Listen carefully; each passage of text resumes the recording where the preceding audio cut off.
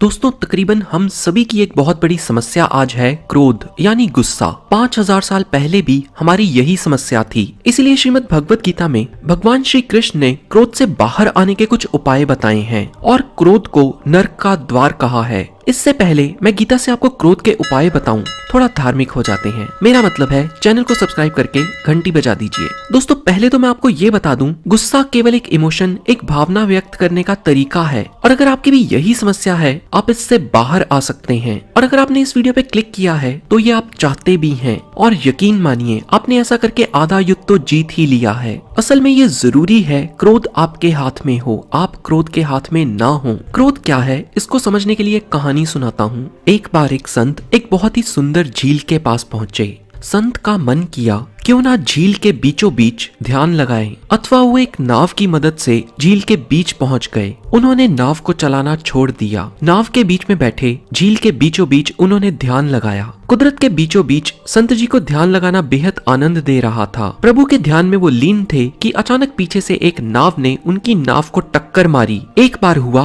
दो बार हुआ, पर वो नाव तो बार बार संत जी को परेशान कर रही थी। संत जी को बहुत क्रोध आया और उन्होंने पीछे मुड़ के देखा, आखिर कौन मूर्ख व्यक्ति है जो पिछली नाव में बैठा है और बार बार उनकी नाव से टकरा रहा है। संत जी ने देखा ये तो खाली नाव है जो कि किसी तरह छूट गई है और हवा से अपने आप चल रही है। अब संत जी को ज्ञान हुआ क्रोध तो उनके अंदर ही है, इसको केवल एक चिंगारी की आवश्यकता है। दोस्तों हम सभी को भी ये बात माननी ही पड़ेगी, क्रोध हमारे ही भीतर है और इसके लिए हम ही जिम्मेवार हैं, कोई दूसरा व्यक्ति नहीं। आपको कोई भी क्रोध नहीं दिला सकता अगर आप क्रोध ना करने की ठान लें। चलिए अब आते हैं अगली स्टोरी पर। एक बार एक बहुत ही अमीर दुकानदार था। पूरे गांव में वो बहुत ही बदनाम था। लोग कहते वो धोखे से लोगों को बातों में फंसाकर उनसे पैसे लूटता था। एक मुसाफिर को इसके बारे में पता लगा। मुसाफिर ने सोचा क्यों ना चलकर देखा जाए। मुसाफिर जब उस दुकानदार के पास पहुंचा तो उसने उस दुकानदार से कुछ सामान लिया और सामान लेने के बाद जैसे ही वो जाने लगा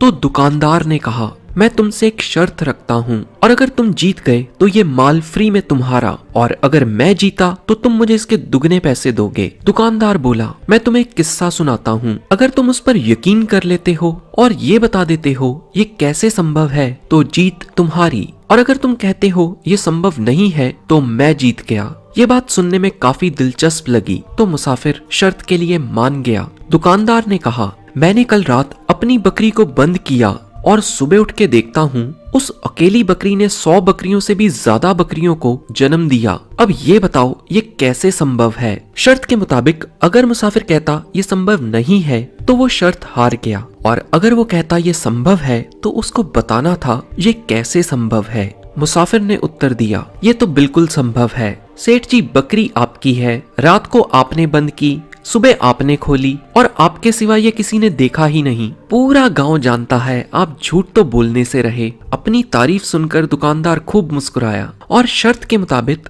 अब तो उसने उस मुसाफिर को सामान भी दे दिया और पैसे भी लौटा दिए। पैसे पाने के बाद मुसाफिर ने उल्टा वार करते हुए कहा, सेठ जी अब मैं आपको एक किस्सा सुनाता हूँ, अगर आप उस पर विश्वास कर लेते हैं और बता देते हैं ये कैसे संभव है तो मैं आपको ये पैसे और ये सामान दोनों ही लौटा दूंगा, और अगर आप ये कहते हैं कि ये संभव ही नहीं है तो आपको मुझे इसके दुगने पैसे लौटाने होंगे।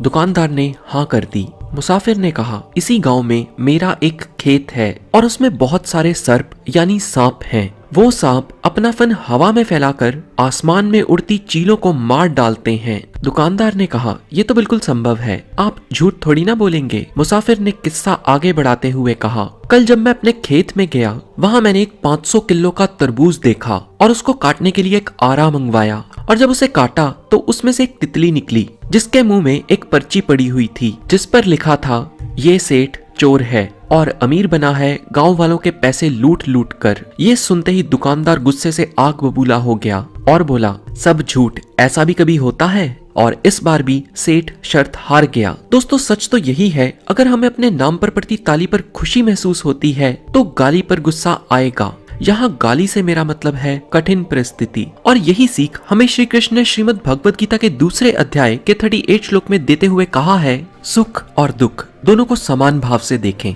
असल में क्रोध करने वाला व्यक्ति कई बार दिल का बहुत अच्छा होता है, बस उसका अपने क्रोध जो कि एक इमोशन है उस पर नियंत्रण नहीं होता। किसी ने तारीफ कर दी तो वो फूले नहीं समाता और बुरा कह दिया तो वो चिढ़ जाता है। सिक्के के दो पहलू हैं, समानता बनाए रखने की जरूरत है। तो इसीलिए पहली सीख है सुख और दुख दोनों को समान भाव से महसूस करें। तो अब आते हैं अगली सीख पर। एक बार एक बहुत ही धनवान व्यक्ति था। वो एक बार एक ज्योतिष आचार्य के पास गया और उसने कहा, मेरी सेहत बहुत खराब चल रही है, मेरा हर समय सिर दुखता रहता है, कुछ भी हजम नहीं होता, पेट में दर्द रहता है, नींद आती रहती है और उतावलापन रहता है। कुछ समझ नहीं आता मैं क्या करूं अपनी इस बीमारी का। मेरी पत्नी तो एक नंबर की नालायक है, कामचोर है, मेरे सारे नौकर भी चोर हैं, कोई समय पर काम ही नहीं करते, मेरा भाई मुझे कुछ समझता ही नहीं है, जो दिल में आता है वही करता है, बस मैं सब मूर्ख लोगों के बीच में घिरा हूँ, इसीलिए हर समय मुझे क्रोध आता है, कुछ हल बताइए।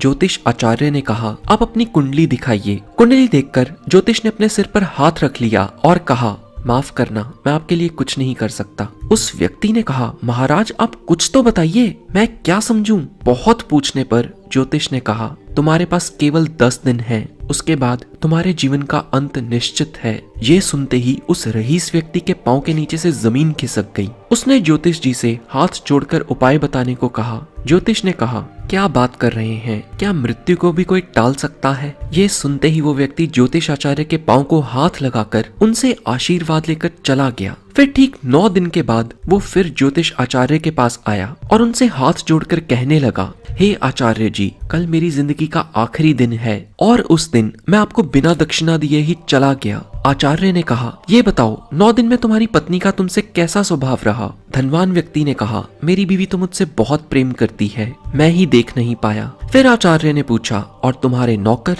उसने जवाब दिया, वो भी ठीक ही हैं। उसने बताया, मेरे भाई भी मुझसे बहुत प्रेम करते हैं। अब आचार्य जी ने कहना शुरू किया, तुम्हारी जितनी भी बीमारियां तुमने बताई थीं, ये सब क्रोध के कारण ही उत्पन्न हुई थीं और मैं नहीं जानता तुम्हारी मृत्यु कब होगी। मैं तो बस तुम्हें यही याद दिलाना चाहता था, मृत्यु निश्चित है। और जब तुम्हें इसका पता लगा कि तुम्हारे पास केवल 10 दिन हैं, तो तुमने उन्हें क्रोध करने में या झगड़ा करने में नहीं बर्बाद किए। और याद रखना, जीवन में मौत कभी भी आ सकती है, कोई भी दिन हमारे जीवन का आखिरी दिन हो सकता है। और दोस्तों, अगर हम भी इस चीज को याद रखें तो क्रोध कभी नहीं करेंगे। श्रीमद् भगवद गीता के दूसरे अध्याय के 27 श्लोक में भगवान श्री कृष्ण बताते हैं, जिसका जन्म हुआ है उसकी मृत्यु निश्चित है। हाँ, बस एक ये छोटी सी बात हम भूल जाते हैं। दोस्तों, हम सभी क्रोध करने के नुकसान जानते हैं और अगर किसी भी व्यक्ति की क्रोध करने की आदत है तो उसको पास्ट यानी अतीत में क्रोध करने के कारण कुछ नुकसान भी हुआ होगा। आप एक लिस्ट बनाएं जिसमें वो सब नुकसान लिखिए जो आपको क्रोध करने पर हुए थे और इनको हर रोज पढ़िए। नुकसान में छोटी सी बात भी हो सकती है, जैसे मैंने क्रोध करके अपने मित्र का दिल दुखाया। हर रोज इसको पढ़िए,